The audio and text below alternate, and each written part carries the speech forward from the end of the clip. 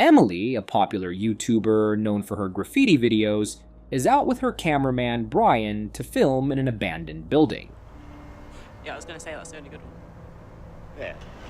They wanted to spray paint the place and shoot some footage. They get inside and look around. As they move through the empty, dusty corridors, they eventually ended up in the basement. There, in the middle of a room, stood a strange white door, clean and untouched, completely out of place in the decayed surroundings. Come look at this weird door. Emily walks around it, wondering why someone would put a door in the basement. She then opens it and goes through it. A second later, Brian heard her scream. He ran around to the other side of the door, but she was gone. There was nowhere to hide in that empty space, and no sign she'd ever been there. At first he assumed Emily was joking and she was pranking him. Peering into the doorway, Brian saw nothing but a void of black. Then something unnatural, a dark shape with glowing red eyes, briefly appeared in the shadows. Not long after, the footage they'd captured surfaced online. It went viral. Among those who saw it were two friends, Sam and Ash, both independent filmmakers. Ash doesn't know what the footage is because from outside it looks like it is two friends messing with each other. I know, because it looks kind of like a prank video, I get it, but... Sam is obsessed with the video and thinks it could be the perfect inspiration for a new movie. Ash was more hesitant. Sam explains that the girl in the video has been missing for a long time, and it is interesting. Really? You're trying to bait me with a missing person? Sam reminds Ash their last project had ended badly, and this video looks marketable. She also tells her that it'd be good for them because they would be helping people. Ash asks if Sam's therapist asked her to do so. No, come on, I'm gonna listen to what he's saying. Finally, Sam asks Ash to take her time and think about it before ending the call. After this, they researched Emily's disappearance in online sources to get some understanding of her case. Wanting answers, Ash decided to visit Emily's home, but when she got there, she found a note on the door telling visitors to call instead of knocking. Below it, a pile of unopened mail had collected. She then calls Sam to tell her that she is convinced, and she has agreed to work on the film. She went to Emily's house to make sure she actually is missing. Following this, they turned their attention to Brian. Hi, Brian. After greeting, they sit for the interview, but something was off. He dodged their questions and rambled about working on something new. Most of all, he warned them not to go near the door again. I just don't think anyone should go near it again. Well, we can't really do that. Realizing they wouldn't back down, Brian finally spoke more seriously. He brought up the problem of nuclear waste, how it stays deadly for thousands of years, so it's hidden deep underground. But the real challenge, he said, was making sure future civilizations understand the danger. No, at any cost, open that door. Scientists and experts have proposed using terrifying symbols, strange architecture, and haunting landscapes to scare people away, even if they don't understand the language. Some warnings go beyond human logic, and when that kind of message is left behind, Brian said it's smarter not to question it, just stay away. When something beyond your understanding tells you that it's dangerous, you should believe it the first time. Despite Brian's unsettling warning, Sam and Ash chalk it up to paranoia. They decide to investigate the strange door on their own terms. That night, they bring the door into Sam's apartment, placing it squarely in the middle of her living room. I don't know. I think he believes it. The first night, they just go about their day and night, while the door is still in the middle. The next day, it was the first day they would start filming. The plan is to observe and record. Ash handles the camera while Sam circles the door. When she finally opens it, she's met with a surprising sight. Her own reflection, like she's staring into a mirror. She laughs, brushing off Brian's dramatic speech. Fucking idiot. He saw his reflection and he freaked out. But then Ash reaches toward the door. Instead of cold glass, she feels something warm, like the pressure of another hand touching hers, and not her own. The sensation rattles her. She simply tells Sam that she felt weird when she touched the mirror. What do you mean it felt weird? I think I just freaked myself out. It just felt... While they're trying to make sense of it, something even stranger happens. Ash touches the mirror again and sees a figure that looks like her mother gazing back from the other side. Instinctively, she slams the door shut and starts banging on it, panicked and unsure of what just happened. Wait! Sam, what's happening? When the door opens again, it only gets weirder. A dog, standing upright and speaking in a calm, knowing voice, greets them. He calls them his daughters. Sam wastes no time. She slams the door again. Taken a form that will not cause you to fear me. Shaken and overwhelmed, the two friends sit to talk about what they are experiencing. Ash tells Sam they can talk about it, but Sam is confused. Ash shares the door didn't feel like glass at all. It was more like touching someone's skin, someone who felt eerily like herself. Touching another me. Another us. Sam, still disturbed by the talking dog, suggests they stop reacting emotionally and start thinking like scientists. They toss around wild theories. Ash starts with a gateway to hell, and they put it as an idea. They keep coming up with wild theories. Could it be a portal to another world? A shared hallucination? Some metaphorical trap? Or maybe it's a literal door to a different universe? The problem is, Emily is still missing, and that makes everything real. Ash believes the only way forward is to go through the door. Sam, however, fears what might come out of it instead, but finally she agrees. We need to help her. We need to help her. On the second night, they look through their window and see a man wearing a yellow raincoat looking at their apartment. After much hesitation, they come up with a plan. They send a small toy car equipped with a camera through the doorway. The footage reveals a bizarre scene. A panda-themed children's play area inside what looks like an abandoned shopping mall. The place is oddly cheerful and labeled Pandemonium.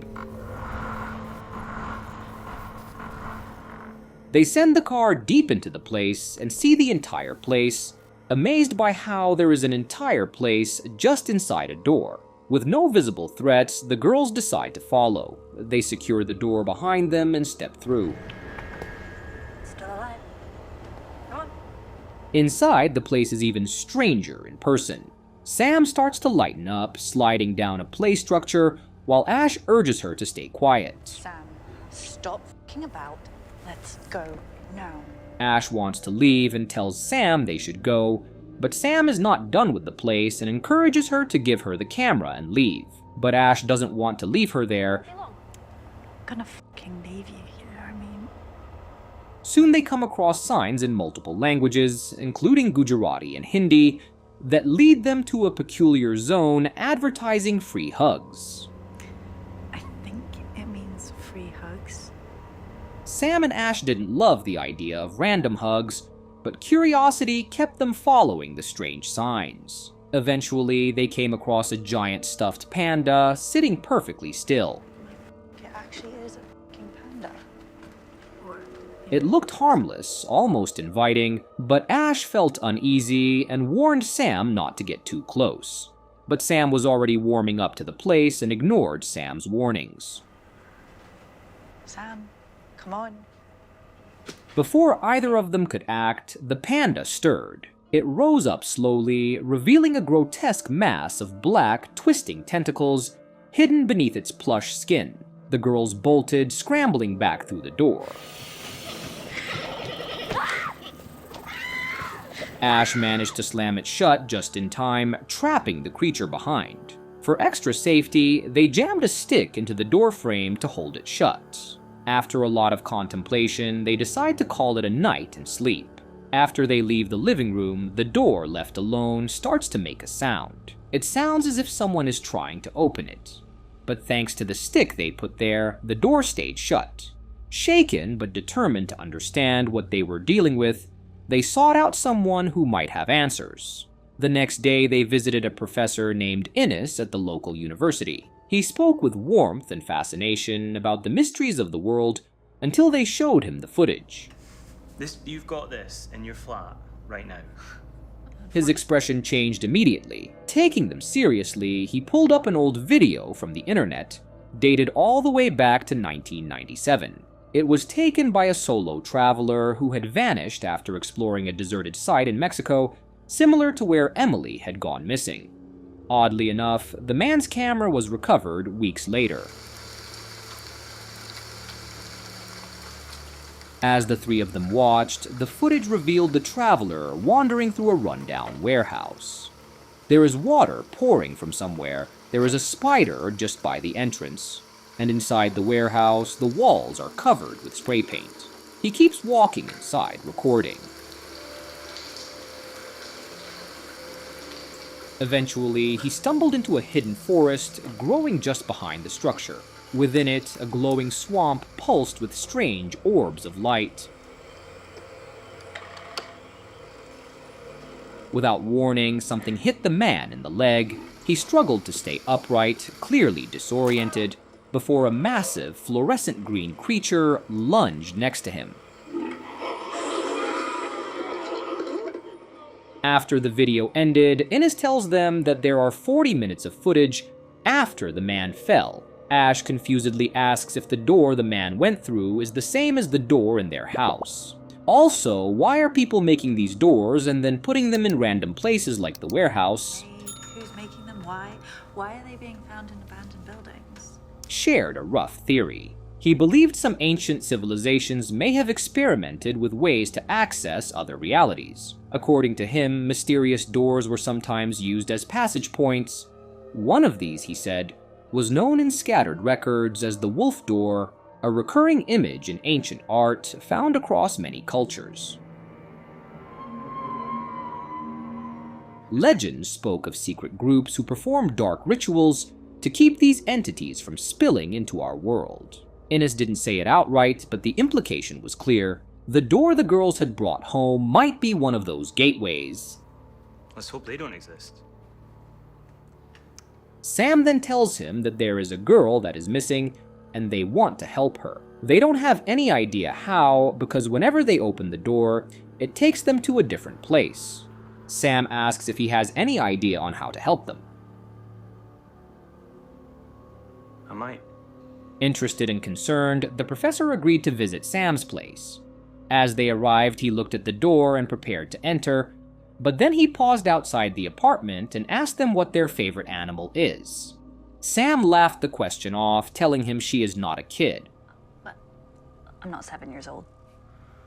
Our Ash? When Professor Innes asked what animal Ash liked most, she answered without hesitation, whales. Humpback whales. Alright, perfect. Okay. He nodded quietly, then turned and opened the mysterious door wide. The girls stepped forward, and what they saw stopped them in their tracks. Beyond the threshold lay a lush forest, untouched and ancient. Rising from the trees was a towering stone pyramid, glowing faintly under a soft sky. Above it all, enormous humpback whales floated peacefully through the clouds, moving slowly as though swimming through air. The sight was surreal, beautiful, and strange in equal measure. Innes tells them they imagined it, and the world exists. Later, back in the apartment, the three sat around discussing what they'd just experienced. Innes thanks them for including him in this. They also thanked him for helping them. Thank you. Cheers. Cheers again. Cheers, yes. To the whales. Yeah. Yes. They began to wonder if the door somehow responded to desire, if it showed each person what they longed for most. They imagined other places, other worlds they might be able to explore. Sam finally suggests a world made of marshmallows, but Innes tells her that it is impossible unless there is another rule of physics. But Sam reminded him that he told them that if they imagine it, it will happen, and jokingly called him a liar. Yeah, but you're a liar. As the conversation wound down, Sam opened up in a way she usually didn't. She admitted she was tired of acting like she had everything figured out. She tells him she always tries hard to make things better, but to no avail. The truth was, she missed her mom, especially now that it seemed like her mother might still exist somewhere, just not in this version of reality. She's like there?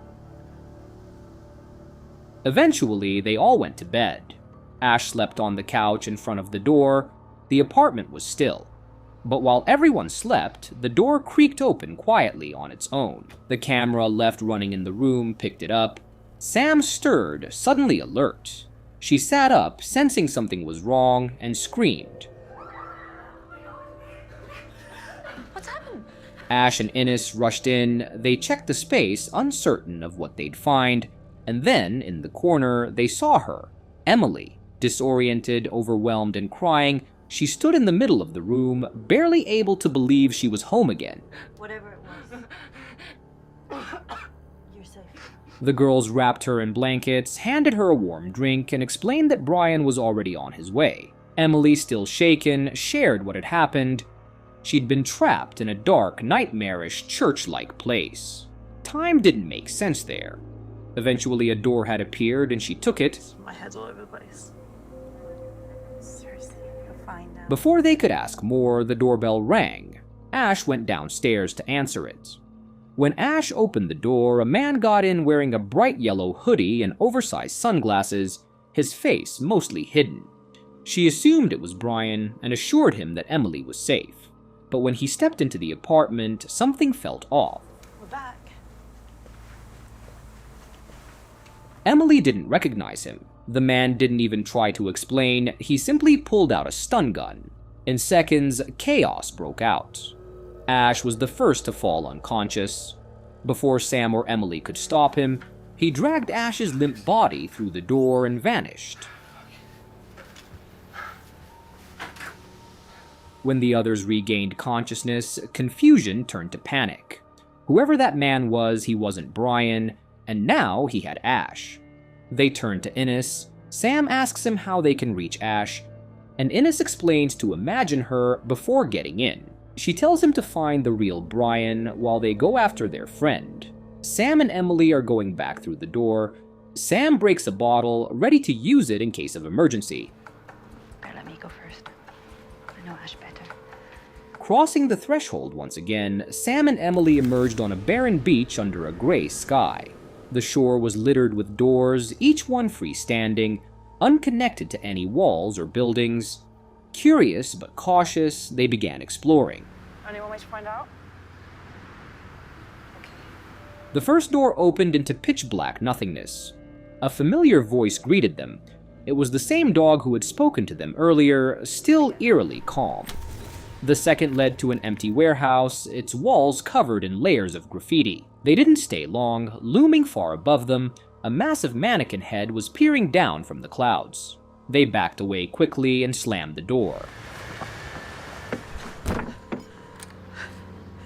The third portal revealed a place far more unsettling, a dark, echoing church.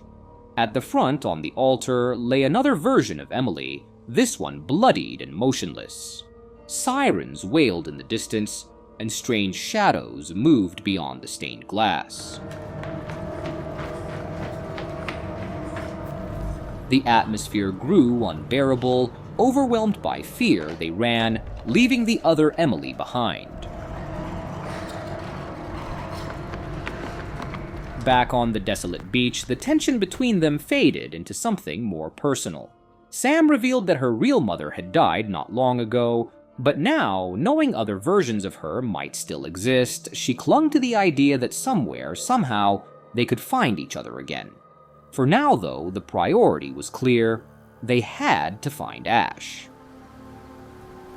My Ash. Elsewhere, Innes arrived at Brian's place, but the apartment was empty, no sign of Brian. Instead, he noticed a laptop sitting open on the table. On the laptop, Brian opens a file that was on the home screen, and a strange video plays.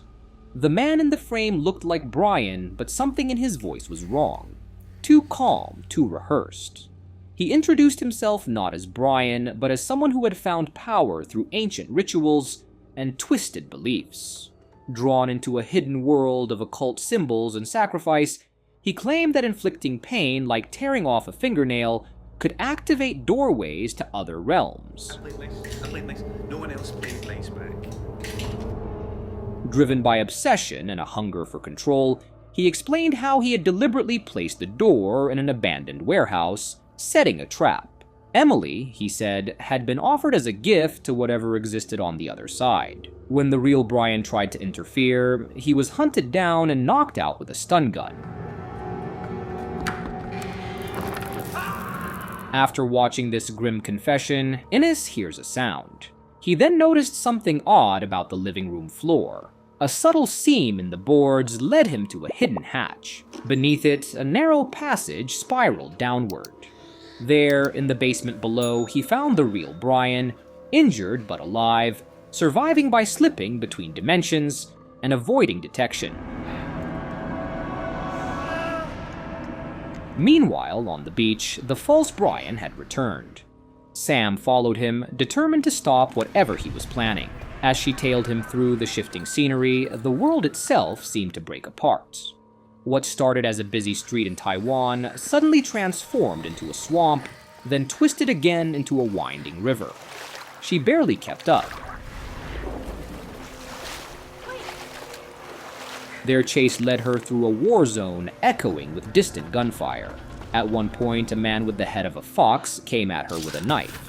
She escaped only by scrambling through another door just in time. The landscapes kept changing, unpredictable and chaotic.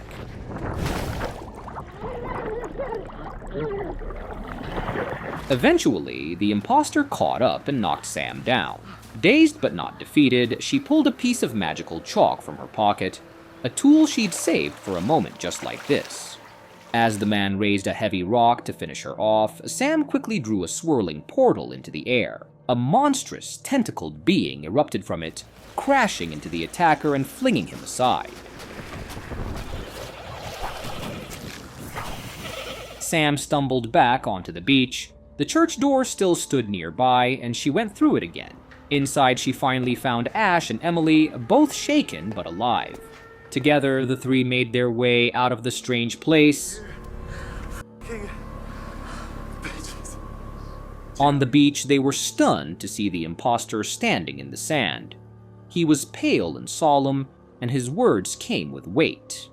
He spoke of an ancient entity, a divine force he'd encountered through the door.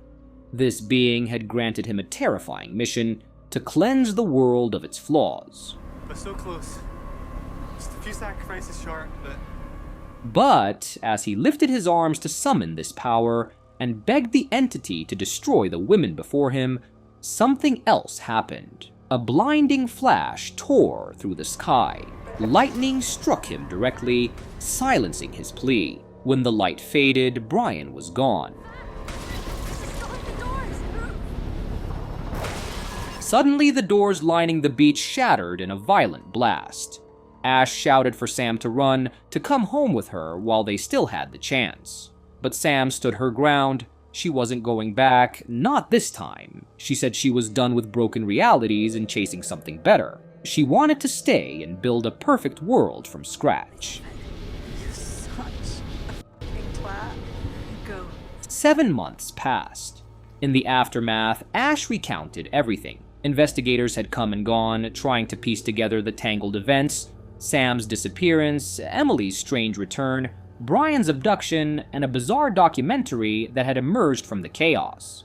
None of it ever quite made sense to outsiders. Now, with Brian, Innes, and Emily, Ash unzipped her travel bag and pulled out a small wooden door, the same kind they'd seen scattered along that surreal beach.